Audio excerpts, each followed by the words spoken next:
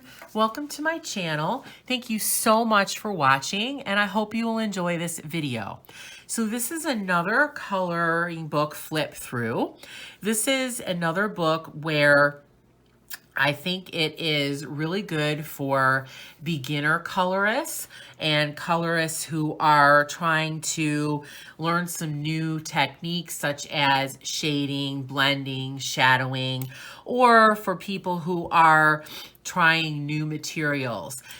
For example, if you have been a wax pencil user and you just got a set of oil pencils, it takes a little bit of time to get used to those and figure out how to use them to get the best out of them and to get the look that you want. So I think these books are really great for them. This is one in a series of 6 videos that I have that show these types of books. So this one is Intricate Ink, Animals in Detail by Tim Jeffs. And if you've never seen Tim Jeffs' books before, they are exquisite. If you love animals, these are just beautiful books to get. And they would be gorgeous even if you didn't color them. Just to look at his line work, they're just awesome. This is a hardcover book. And it is horizontal in orientation. And this is the back, so you have one of the illustrations colored in.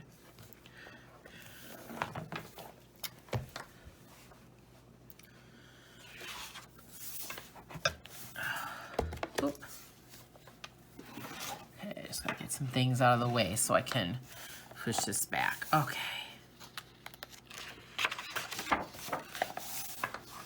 So here we have the title page. And you could even color this if you wanted to. The paper's a little glossy, but I think you could color it. And then here is a little blurb about Tim, the illustrator.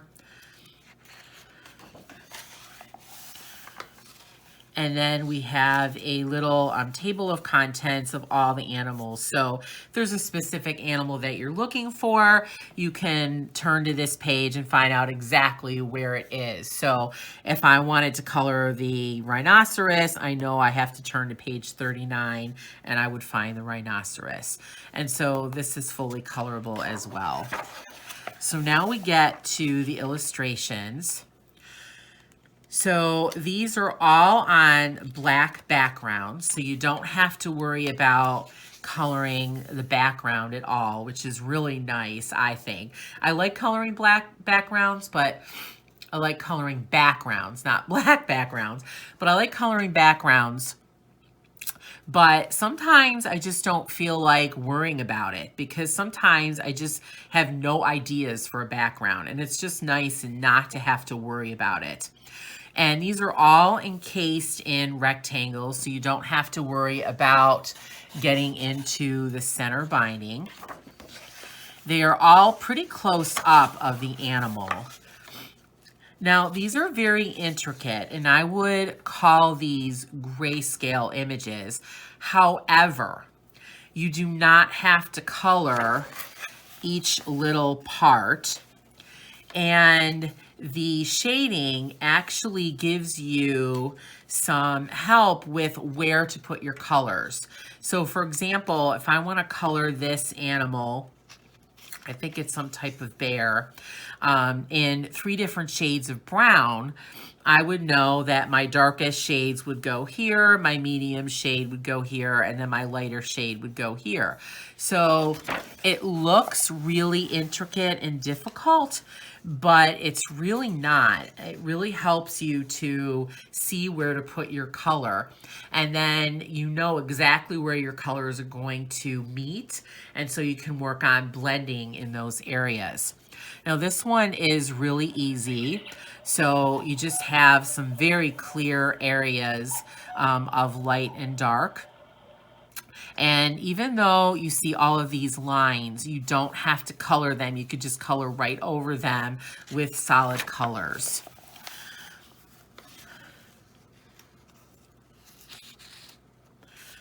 So here again, if you want to work on blending, you can see exactly where your dark colors are going to meet your lighter colors, and you can work on blending those with whatever you use, whether it be a blending pencil or burnishing or Gamsol, mineral spirits, whatever you want. The paper in this book is nice quality. I wouldn't say it's super, super thick, but it is a good weight. It's not cardstock. It's not of the same thickness of, say, Hannah Carlson or Kirby Roseanne's books, but it is a pretty good quality. I would think that you would be able to use water-based wet media such as water-based markers and watercolor on here without having to worry about bleed through.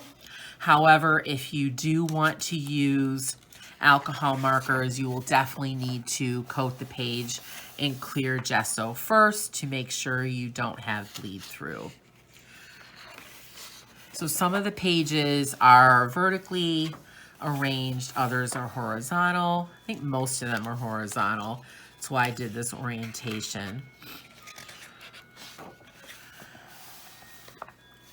So here is a pretty simple one. So most of the animal is in black, so you could just color in between. You could do one solid color.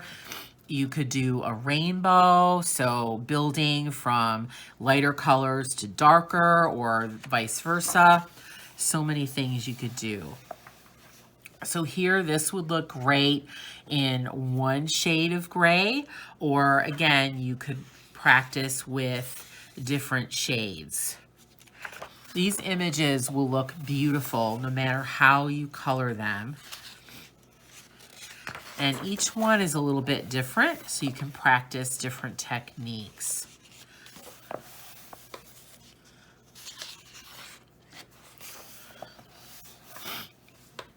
Some have more black or dark gray in them than others.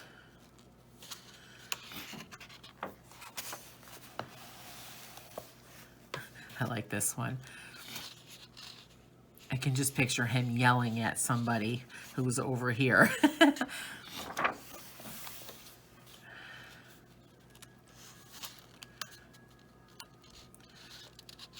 And I like these images because they give you very clear areas where the light areas are. So like these areas here, if you wanted to keep them white or very light gray that they are, to show the light coming through the water a little bit, you could totally do that.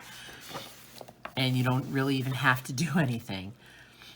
So here, these could be little water droplets or like little moles or warts on the skin. So you could practice those in different ways.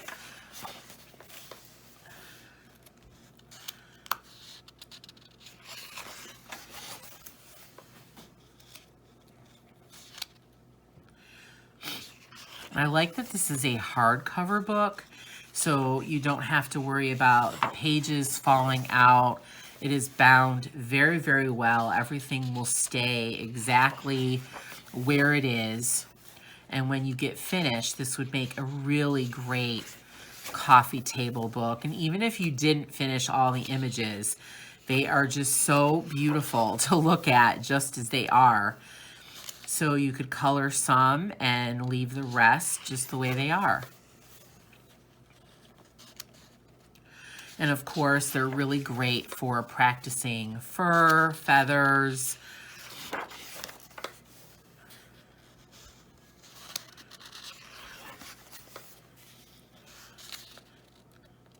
So this one is a pretty simple one. You could just use one color, or you could use several shades of one color.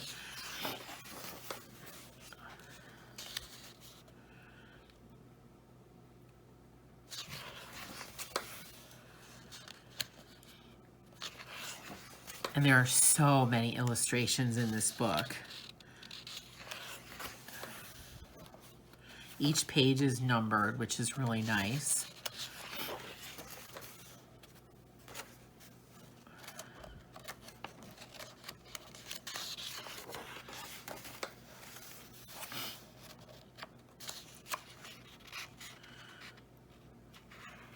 This one might be fun to try different colors with, because really polar bears are white.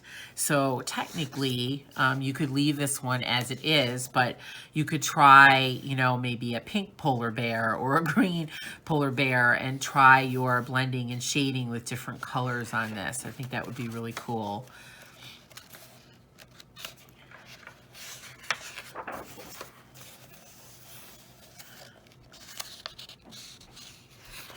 And these illustrations are so lifelike that I think they're really great to use different colors with. So you don't have to stick with the colors that you find the animals in nature. You could do whatever colors you would like. Again, whatever you're practicing. If you have a couple blues that you want to get better with blending, you could use that. Like I could totally see this sloth looking really pretty in blues or purples. I just bought the Color set of 50 Macron colored pencils. They're all pastels, and I could totally see me using these on some of these animals and coloring them all in pastel colors.